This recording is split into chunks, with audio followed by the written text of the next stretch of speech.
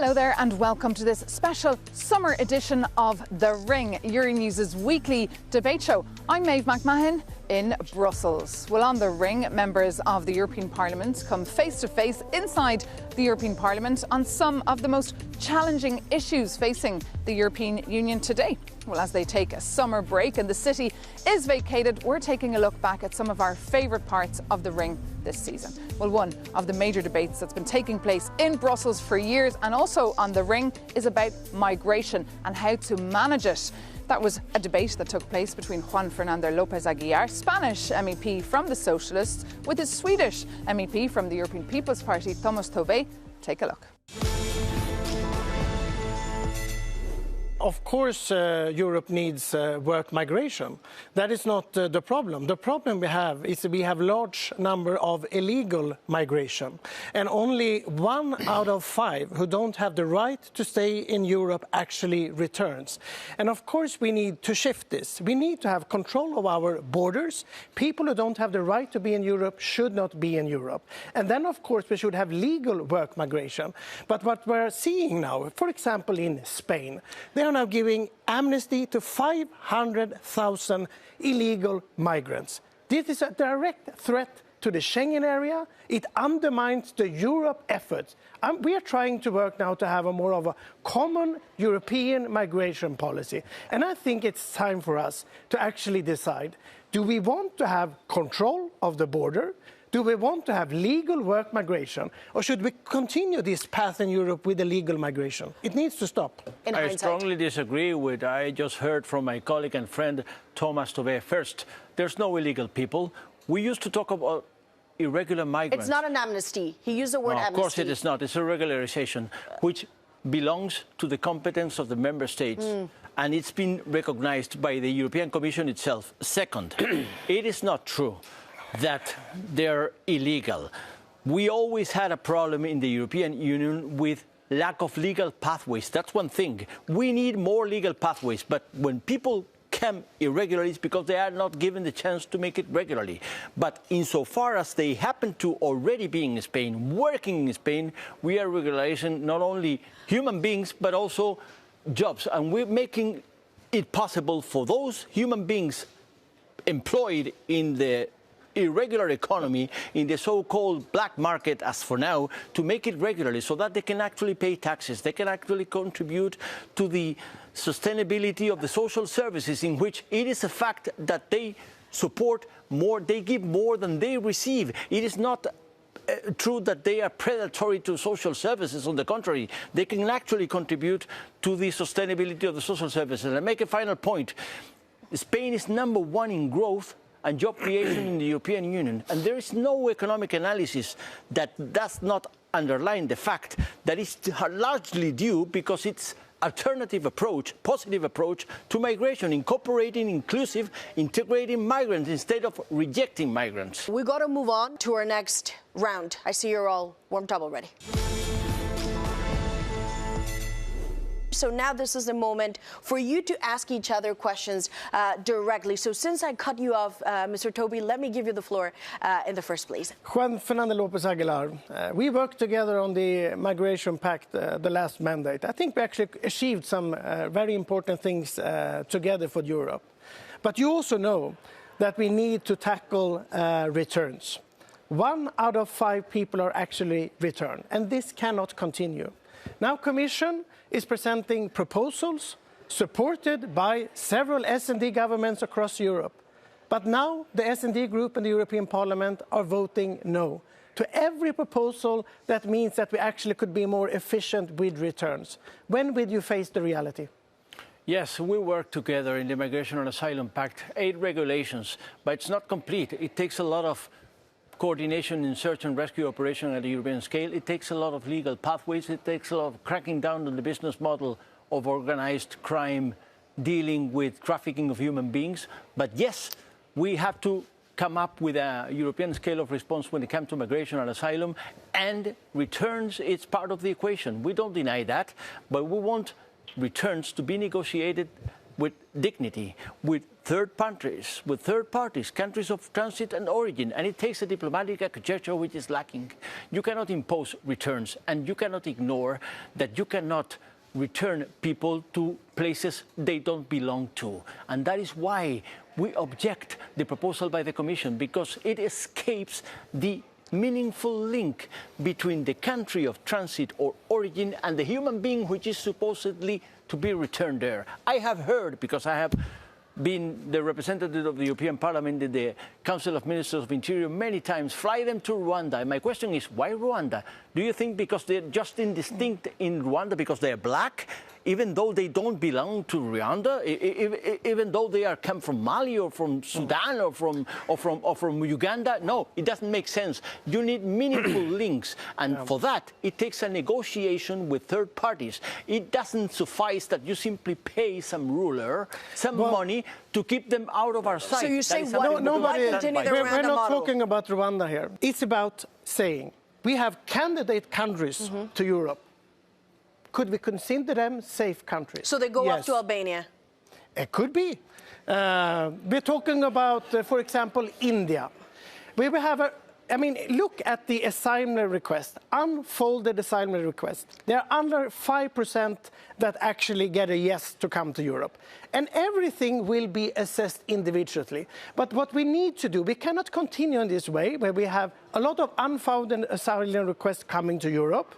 And then it takes a long time, and basically it means that you never leave. We cannot continue in this way. But just to be precise on this point for our viewers, when you mentioned Albania, the Italian government ran into major issues with the judiciary over sending migrants arriving in Italy to Albania. So it's not crystal clear this is going to work. No. But Albania is another topic. It's between it's a deal that has been done by the Italian and the Albanian. That is a deal that they have done. But if they had issues, what makes you think that the EU would not run into issues in other candidate countries? Well, this proposal has been now assessed by all the EU authorities, UNHCR, and of course we have the right to return people if they are not in any risk of persecution and so on. We as SD, we don't deny the importance of returns. Actually, we have heard about justice and ministers of interior, which are actually concerned about returns. But why the percentage of returnees is so low? Because we don't have an architecture of agreements with third parties of transit and origin.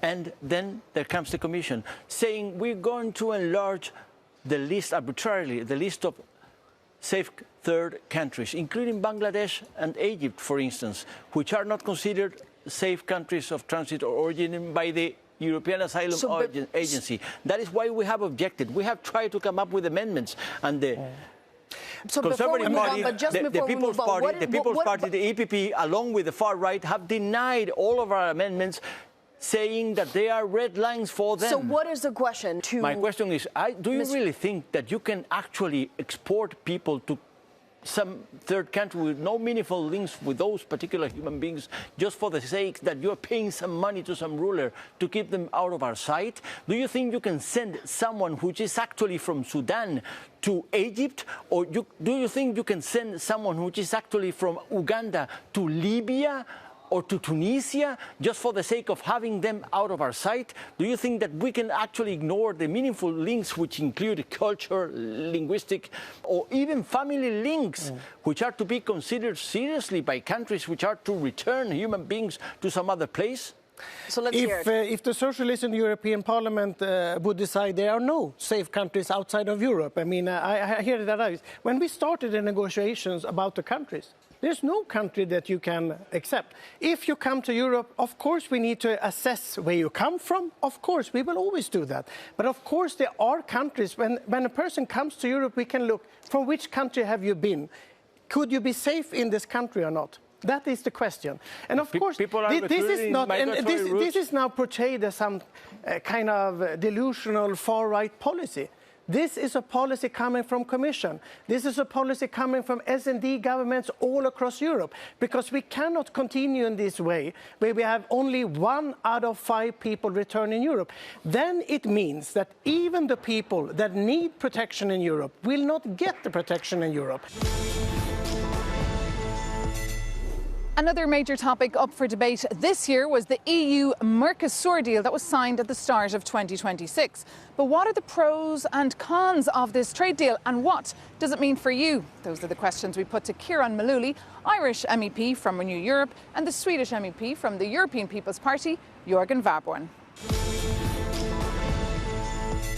I think the viewers saw that China is now pressing us on one part and US on the other parts. From a geopolitical standpoint, this is a good deal. From an economic standpoint, this is a good deal. It is creating more jobs in Europe, so we need it as soon as possible. And you mentioned one of the issues that made you want to send it for a legal check.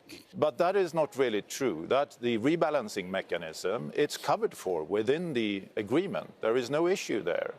And there is a potentiality now that the deal could be provisionally implemented. That's what we need now, because... How would you feel about that if the Commission already I'd have a major problem. introduced Yeah, it? I would have a major problem. And just to stick with the vote this week, the majority of our MEPs all around Europe have felt that this issue needs to be referred. It needs to be looked at in depth.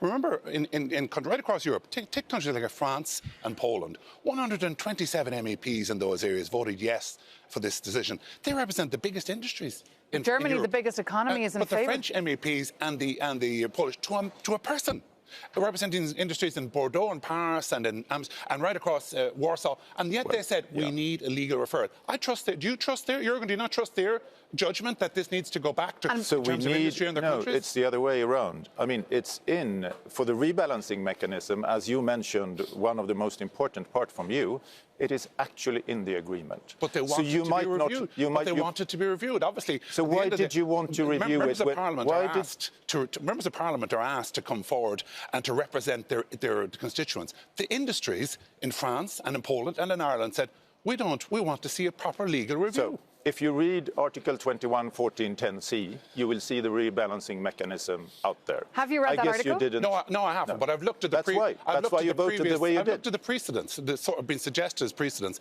In the precedents cases, there were previous trade agreements with the European Union. There's no previous trade agreement with regard to the Mercosur countries, and in those circumstances, it's in order that we do this. We haven't used it before. I agree with that, but it's also within all the WTO rules, and since it's in the agreement, which you obviously haven't read, you still voted to send it for legal checks. Because I represent my country and the industry in my country, the same way as the French in Bordeaux and Paris and Warsaw say, we want a legal review of this agreement. What are you afraid of, Jürgen? Are you afraid it'll come back, that it will not come back at all? I mean, What are you afraid of? What are your fears? I'm afraid of losing economic development. I'm afraid of losing jobs in Europe. I'm afraid of the small business owners. I'm afraid of all that growth that Europe needs in this moment. My issue, and one of the big issues I have with this deal is the scale of it. It's overrated. It's overstated. I'm pro-trade. I'm in favour of the EU-India trade agreement. I was cheering yesterday morning. Why? Good. Because of the scale of it. We're talking about a country with 1.5 billion people as opposed to Mercosur with 300 million people. We're talking about a country with limited trade opportunities as opposed to India, which has shown a willingness to trade. These are totally different situations. You're afraid they won't come back. Just let me stop you there, because actually we're just getting warmed up here and it's time to take the gloves off. So now you both have the opportunity to kick off with your own questions. So I will stay quiet for a minute. Kieran, you go ahead, please, with your first question. Yeah, I mean, I want to ask Jürgen up straight if he knows what antimicrobial resistance is in terms of medical situation. It's basically a medical condition which occurs after the overuse of antibiotics. It's something that affects you and me. Forget about the animals for the moment. It's you and me, your kids, your family. And if in an emergency situation you go into hospital, you require antibiotics. If you've been exposed to more antibiotics than you knew in the course of your life, you're in big trouble. Brazilian media is coming in at the end of the day. We know antibiotics are in it. We've seen it. In my country, we've had an expose with regard to right across Brazil. It's still going on. Show me your source. So the question is very straightforward. At the end of the day. What price do you put on the safety of your family? So the meat is coming in, no matter with the Mercosur agreement or not. And what happens if we have the Mercosur agreement is that we increase the checks. In fact, we will do 50% more checks in the Mercosur countries. We will do 33% more checks at the border, at the European borders. and there will be a task force to improve the border efficiency. So actually, for health, for people, and for animal and for the plants, there will be more checks with the Mercosur agreement than without the argument. You can guarantee this? Because on the 25th of September last year, they came into Ireland. I've asked the Commission since that about the checks, where the meat came from, where it went to. The Commission doesn't know. They still don't know. 5 months So you're not later, reassured by what Jürgen said? 5 months, well, that's a fact. You can ask anybody in the Parliament next week. When we asked the Commissioner, where did it come from, where did it go, the checks. But are your voters not excited about cheaper steaks? Fortunately, the EU, one of the fantastic things about the EU is the focus on quality and health over the years. Our Irish consumer wants to see the continuation of proper quality and safe quality food. Over quantity. That's the big issue for me. Safe food, and your family and my family, we can be sure what we're eating. Your opportunity now to pose your first question, please, to Ciarán Mullooly. We have US and China pressing us from two parts. It's been very, very hard with US lately, and we need more trade agreements. India, it's very good that you are pro the Indian one, and we have several others. The Chile one, I guess you voted for as well. Why do you choose not to have the growth that comes with the Mercosur agreement? You say it's too small, but it's still growth. It's still more jobs for European businesses. It supports small and medium-sized businesses. We need growth in Europe, so why can you not help with providing that growth? It's a fair question. The geopolitical situation has been one of the big unsettling issues since I joined the Parliament. Every week there's a different agenda, and usually driven by the United States or otherwise. But the point is, you're right, we need to do more trade. But for me as an MEP, I have to balance, on one side, the better good of the EU, and on the other side, the better good of the economy of the EU. And when the people of France and the people of Poland, the people of Austria, Ireland, and even Belgium on this have come in and said, at the end of the day, we have more to lose in a deal of this size because it's so small. That's what they're saying to me. Even though I don't know if the French economy should be a good example. Well, nevertheless, the French are united on this. We've seen it in the Parliament. I mean, 127 MEPs can be wrong. Can they all be wrong, Jürgen? Yes. Can they all be wrong? Yes. They can all be wrong. Yes. Well, I'm afraid that's a bit of a statement about you and democracy. Because at the end of the day, they represent left, right and middle. Ciarán Mullooly, you've a chance for another question there. Are you in favour of a deal which, at the end of the day, continues to leave workers in Brazil on an average monthly salary of just €1,000? It's doing nothing for trade. How could you support that? Nothing for employees and workers in Brazil. You're allowed to answer. So, if we vote down the Mercosur trade agreement, how will it help the workers in Brazil? How will it help the workers in Europe, in Ireland? It will be the opposite, and we spoke about it. It's about growth. Europe is facing a huge growth problem, and it's good that the Commission is now pushing to change this position. We have the Draghi report, we need to do a lot of things. The rest of the world is growing faster than Europe, and that's why we need to tap into that growth, and we do that with the trade agreements. But you decide that you do not want to tap into that growth to 270 million consumers that can sell the cars, pharmaceuticals. I also look at the facts. Well, the trade unions tell us that, and actually I misquoted, €500 per month is the average one. If the top 10% are on €1,200 per month. That's today. That has been the way for some time, and you know that. So, and with an agreement... Another point that complicates this matter as well, just to complicate it even further for you. You want to sell, people want to sell cars into this community. How many of these workers are going to be able to afford a Volvo car at that wage, at that salary? Never. Allow Mr. Warburton to answer. No, much more of the workers will afford it if we have the Mercosur agreement. Not a chance. Because economic development will increase with the agreement. That's what trade does. Actually, the European export will grow by 39%. That's a huge possibility for cars, for car parts, for machinery, for pharmaceutical products, and for farmers. And that's why the industry have called it the big trophy that they took home from Paraguay. And you mentioned Mario Draghi. Yeah. He has been invited to the EU leaders' retreat in February, and that just describes how bad really our economy is right now. What Ciarán is doing is saying no to growth, and I'm saying yes to growth. I'm saying balance. I'm saying balance it out. As you can see, a fascinating debate. You can read more about that trade deal on Euronews.com. But now it's time for us to take a very short break. Stay with us here on Euronews. We'll be back with The Ring soon.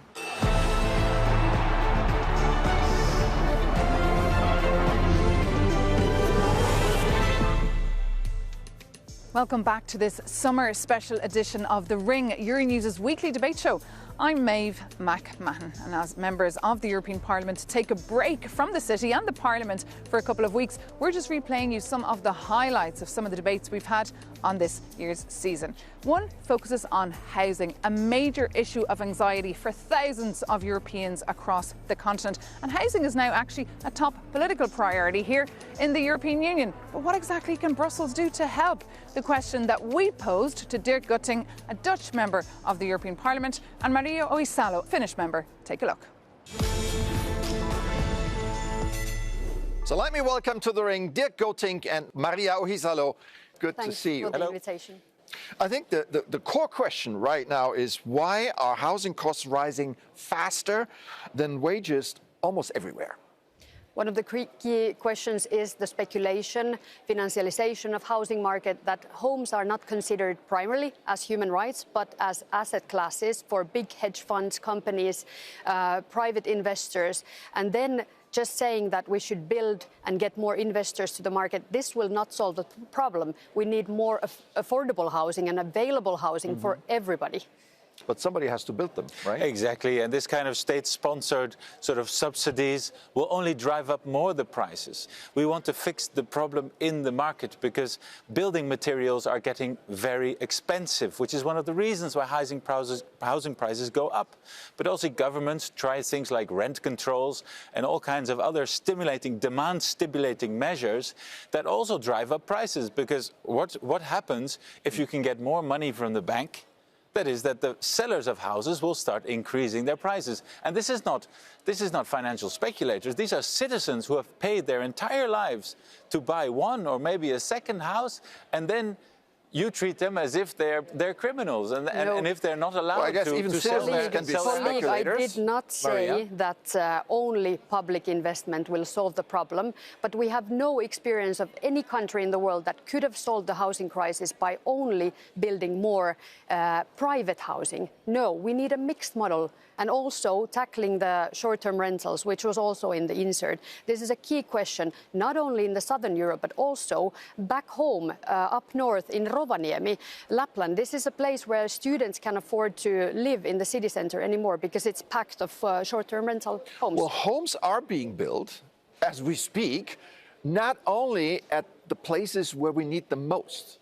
Why is that so? Well, the problem with Europe is that there's no one-size-fits-all. That's why we cannot have one single policy on housing, and we don't want that. Because local authorities like mayors and municipalities, but also regional authorities, they need to be on the front line of solving the housing crisis. In Europe, we can help them. We can help them with things like what I said, making sure that the market for building materials works, changing state aid rules, because indeed we need a mixed approach of public and private investment, so that we can also invest in middle class affordable housing. Because your introduction said it was mostly the lower salaries that had problems, lower income groups, but in fact it has become a generalized middle income crisis in Europe. The problem is that we also have a lot of vacant homes around Europe, especially the ones that are used for speculative reasons. And this is where the governments can step in. EU can actually be there to inform the governments to maybe introduce vacancy taxes, maybe introduce different taxes for speed up sellings, so that you should maybe maintain the home for 2 years or 3 years and then after that sell it. Then one problem is also that when we then subsidize affordable housing, after 20, 30 years, these homes are actually sold into the market. And this is also a huge problem, so that when state is subsidizing something, they should maintain affordable and they should maintain state subsidized. Okay, and it's time for our fifth and final round. We want to do something different here. I'm going to ask you a set of questions, and you can only answer with a yes or no, if that's okay. Can the EU meaningfully act when housing policy is mostly national or local? Yes. Dirk? Yes? Yes, definitely. Okay. Should Brussels take a stronger coordinating or funding role? Yes. Yes. Funding, yes. Coordinating, no. No. Should governments impose strict rent controls to limit price increase? Show me where it worked. We have different opinions about this in our political group here in the parliament. Personally, I would say no. No. Should foreign investors face limits or bans on buying residential property? Yes, definitely. Yeah, we can talk about it. Okay, I take this as yes. Should zoning laws be relaxed to allow denser construction in urban areas? Yes. It depends on the set of other legislation also when it comes to nature, climate and so on. So rather no? Rather no. Okay. Should vacant properties be taxed or expropriated to bring them onto the market? Yes. In highly populated urban areas, if you leave properties vacant for too long, I would say personally, yes, you need to be able to nudge the property back onto the market. So the authorities should ask what's going on here. And we already have that possibility in the Netherlands in some places, and I think you can think about that. But it's not Europe deciding that. Yeah. It's the national authority. Of course. Should the EU allow more public spending and debt to build social housing? Well, that is what's being done now in a limited way. So that's a yes. Yes. Yes. Should home ownership be actively promoted, or should policy accept a long-term shift towards renting? We need both. Home ownership is the basis for people's stability in life, and yes, it should be promoted. Good. All right, last question. Have you agreed with anything you've heard from your opponent today? Yeah. Yeah. Yeah, the housing first. In Finland, it's a very successful approach. Okay. And I agree that a lot of the problems people are faced with cannot be solved if someone is on the streets and they need simply a roof over their heads. Okay. I really like the fact that you want to see defense and housing crisis on the same level. I really want to see this switch in the narrative in the whole European Union level. Well, that brings this special summer edition of The Ring to an end. We'll be back very soon. But in the meantime, let us know what issues you want us to debate here on The Ring. What's keeping you up at night? You can write to us at thering@euronews.com. But for now, thanks so much for tuning in. Take care and see you soon on Euronews.